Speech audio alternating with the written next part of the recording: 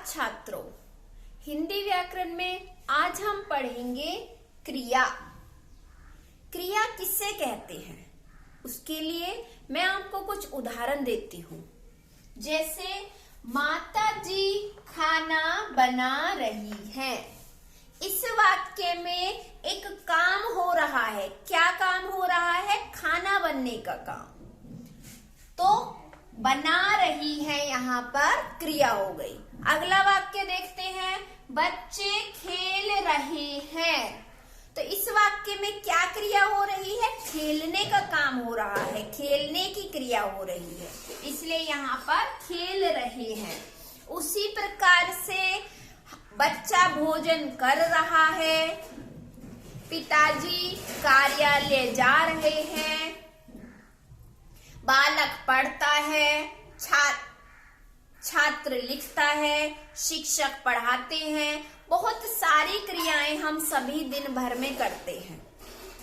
इसी प्रकार से जो शब्द यह बताते हैं कि क्या काम हो रहा है या कोई किस काम को कर रहा है, वही शब्द क्रिया कहलाते हैं। इसलिए क्रिया की परिभाषा है कि जिन शब्दों से किसी कार्य के होने या करने का पता चलता है उन्हें क्रिया कहते हैं। जिन शब्दों से हमें ये पता चले कि कौन सा काम हो रहा है और कौन सा कार्य किया जा रहा है, वही शब्द हमारे क्रिया कहलाते हैं। जैसे लिखना, पढ़ना, सोना, जगना, खाना, पीना, ये सारी क्रियाएं होती हैं। क्रिया के मूल रूप को हम धातु कहते हैं। जैसे संस्कृत में हम पढ़ते हैं पठ धातु और पठ के रूप चलते हैं पठती, पठता, पठंती। ऐसे चल से रूप चलेंगे चलती, चलता, चलंती। इसी प्रकार से हिंदी में भी क्रिया किससे बनती है? धातु से ही बनती है। जैसे पढ़ से पढ़ना, लिख से लिखना, चल से चलना, खा से खाना, जा से जाना। तो क्रिया का मूल रूप क्या हुआ? धातु। और क्रिया किससे बनी? धातु से बनी। अब चलते हैं क्रिया के भेद की तरफ। क्रिया के भी दो भेद होते हैं, सकर्मक क्रिया और अकर्मक क्रिया। यह भेद हम कर्म के आधार पर करते हैं, अर्थात कर्म के आधार पर क्रिया के दो भेद होते हैं, सकर्मक और अकर्मक। अब सकर्मक और अकर्मक क्रिया की पहचान के लिए हम उसमें कुछ प्रश्न करते हैं, यानी पता लगाते हैं कि वाक्य में कर्म है या नहीं है। हमें प्रश्न करना है क्या, किसे और किसको। जैसे बच्चा पतंग उड़ा रहा है। ये वाक्य है, बच्चा पतंग उड़ा रहा है। इस वाक्य में हम प्रश्न करेंगे, बच्चा क्या उड़ा रहा है? हमें उत्तर मिल गया, बच्चा पतंग उड़ा रहा है, इसलिए ये क्या हो गया? हमारा कर्म हो गया। बच्चा क्या है? करता है, यानी काम करने वाला है। और उड़ाना क्या है? उड़ाना हमारी क्रिया है। तो जिस वाक्य में कर्म होता है वही हमारी सकर्मक क्रिया होती है। एक और उदाहरण देखते हैं आगे हम।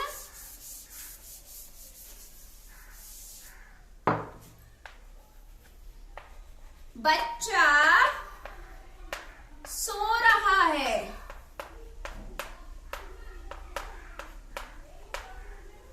बच्चा सो रहा है। अब इसमें प्रश्न करके देखते हैं, बच्चा क्या सो रहा है? इसका कोई उत्तर नहीं मिलेगा। बच्चा किसे सो रहा है? इसका भी कोई उत्तर नहीं है। बच्चा किसको सो रहा है? इसका भी कोई उत्तर नहीं है। तो जिस वाक्य में इन तीनों प्रश्नों का ही कोई उत्तर ना मिले उसे हम क्या कहेंगे? अकर्मक क्रिया, क्योंकि इस वाक्य में कोई भी कर्म नहीं है। यह करता है, यह क्रिया है। कर्म हमारा इसमें नहीं है, जिस कारण से ये क्या है, हमारी अकर्मक क्रिया है। अगर इनमें से एक का भी उत्तर मिल जाता है तो वो हमारी सकर्मक क्रिया होगी। इसी प्रकार से सकर्मक क्रिया के भी दो भेद होते हैं, ये मैं आपको बता देती हूँ। सकर्मक क्रिया के भी दो भेद होते हैं। सकर्मक क्रिया का एक भेद है एक कर्मक क्रिया तथा दूसरा भेद होता है द्विकर्मक क्रिया। एक कर्मक क्रिया में हमें एक ही उत्तर मिलता है, जैसे माँ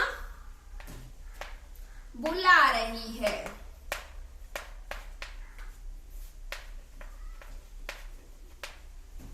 माँ बुला रही है, तो आप प्रश्न करके देखेंगे माँ क्या बुला रही है, इसका उत्तर नहीं मिलेगा।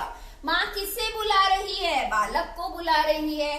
किसको बुला रही है, बालक को बुला रही है। यानी किससे और किसको दोनों का एक ही अर्थ होता है और दोनों शब्दों से एक ही उत्तर मिलेगा।